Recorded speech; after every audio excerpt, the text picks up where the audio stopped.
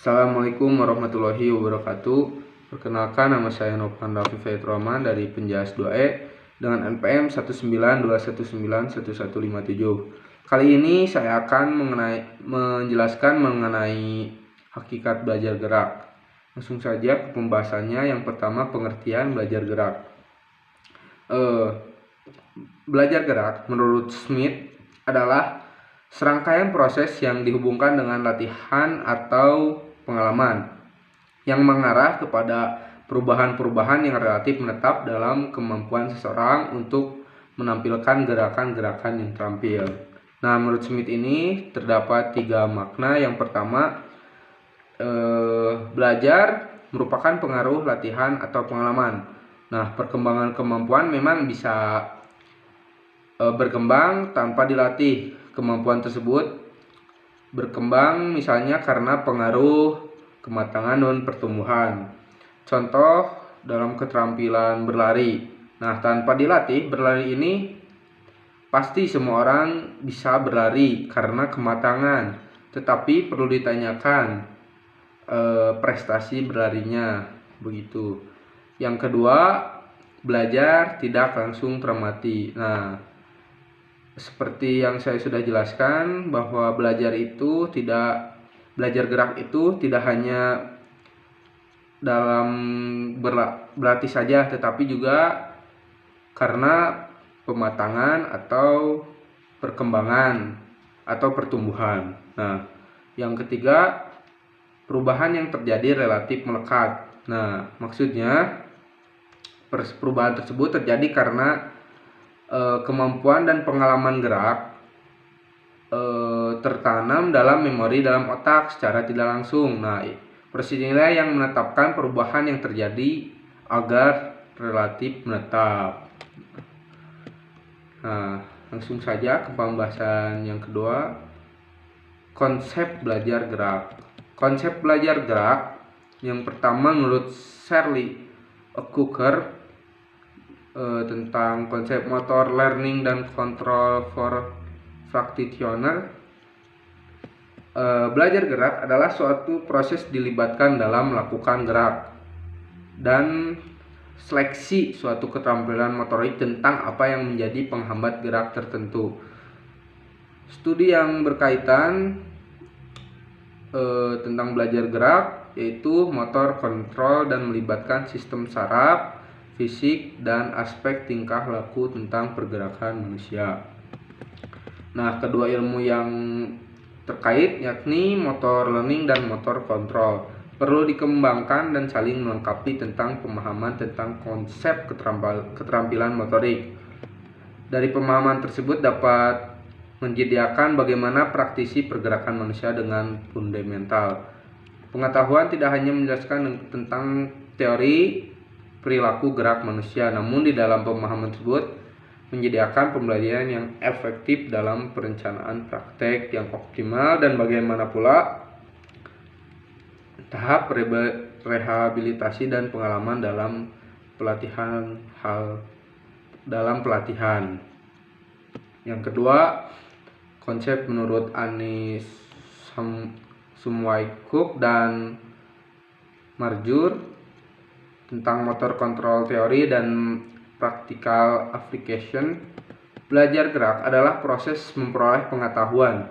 Suatu proses dihubungkan dengan praktek atau pengalaman yang mendorong ke arah perubahan yang secara relatif permanen dalam kemampuan untuk menghasilkan gerak yang terampil.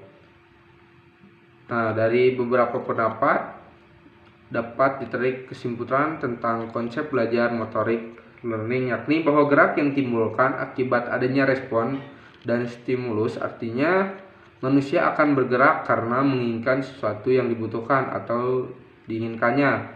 Melakukan gerak yang efektif dan efisien dalam mencapai tujuan. Selanjutnya, dalam melakukan gerak memerlukan koordinasi gerakan yang benar. Aspek-aspek yang dilakukan dalam koordinasi seluruh anggota tubuh sehingga dapat bekerja sama dengan baik. Ada beberapa konsep belajar gerak. Yang pertama yaitu perbedaan individual. Pada bagian awal tentang faktor pribadi dikatakan bahwa setiap individu memiliki perbedaan dalam banyak hal dengan individu lainnya. Pengalaman kita sehari-hari dan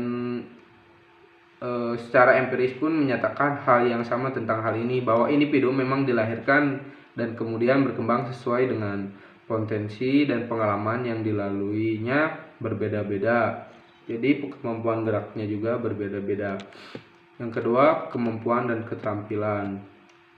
Para ahli seperti Fleischmann, Smith menyatakan bahwa kemampuan dan keterampilan harus dibedakan dalam pengertiannya. Kemampuan diartikan ciri individu yang diwariskan dan relatif abadi yang mendasari serta mendukung terbentuknya keterampilan.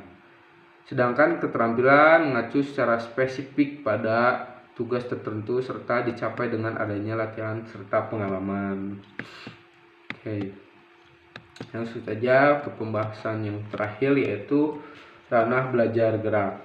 Menurut Bloom, perubahan tingkah laku sebagai hasil belajar dapat dikelompokkan ke dalam 3 ranah, yaitu kognitif, afektif, dan psikomotor.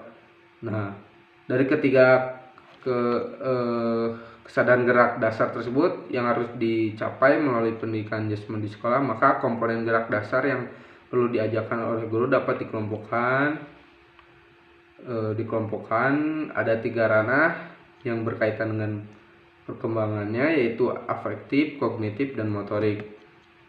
Meskipun ranah-ranah perkembangan tersebut biasanya dipelajari sebagai unit-unit individu atau sendiri-sendiri, kita harus mengingat bahwa domain-domain yang dominan yang tersebut secara konstan berinteraksi satu sama lain. Nah, kemampuan gerak dasar merupakan kemampuan yang biasanya siswa atau peserta didik lakukan guna meningkatkan kualitas hidupnya. Kemampuan gerak dibagi menjadi 3 kategori. Yang pertama, kemampuan lokomotor. Kemampuan lokomotor digunakan untuk memindahkan atau bergerak dari suatu tempat ke tempat lain, atau mengangkat tubuh seperti contohnya melompat, meloncat, berjalan, berlari, skipping, dan lain sebagainya. Yang kedua, kemampuan non-lokomotor. Kemampuan non-lokomotor dilakukan di tempat tanpa ada ruang gerak yang memadai. Contohnya menekuk, melipat, memutar, dan melambung. Yang ketiga, kemampuan manipulatif. Kemampuan manipulatif dikembangkan ketika anak tengah menguasai macam-macam objek. Kemampuan manipulatif lebih banyak melibatkan tangan dan kaki, tetapi bagian dari tubuh kita juga dapat digunakan. Oke, mungkin sekian yang bisa saya sampaikan, kurang lebihnya mohon maaf. Ditutup dengan doa. Assalamualaikum warahmatullahi wabarakatuh.